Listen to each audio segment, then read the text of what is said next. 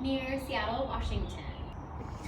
So sadly, winter has come to an end, and now we have to put these beauties away for the summer. So let's look for invest in the winter when they're properly stored in the summer. So we have three main components to go over. So one, we want to prevent corrosion, we want to prevent sunlight damage, and we want to keep the fuel from going stale.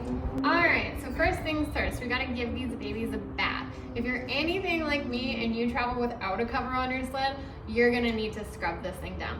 It's really, really important that we get all that salt off of there so it doesn't start corrosion. You want to get all the grime, everything, all the dirt.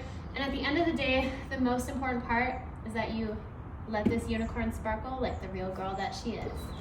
All right, so secondly, we want to talk about sun and sun damage and how to store these.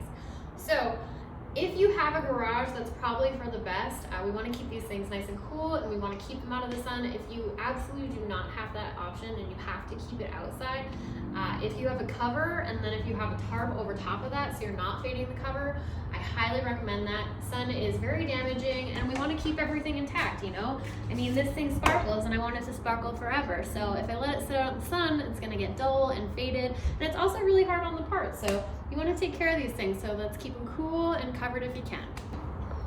Okay, so now we're going to talk about keeping that fuel from going stale. So if you're anything like me and you run this thing until there's not a drop left in it, let's make sure there's some fuel in there before we put it away.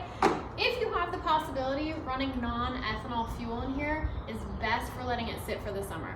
Once we throw some fuel in there, you want to put a fuel stabilizer in there, and don't just throw the fuel stabilizer in there, you actually got to run the machine to run it through there. And once you do that, that's really gonna keep the fuel from going stale, and then she's ready to be put away for the summer.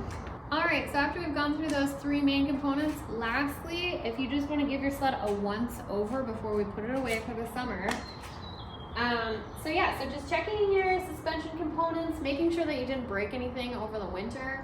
I highly recommend actually suspending your sled so that the track, the lugs, they're not, all that weight's not sitting on them. So whether that be just a little log, 2x4, whatever, stand, just get that thing off the ground. And then just do some preventative maintenance. So now would be the time to do your chain case oil and definitely grease her down.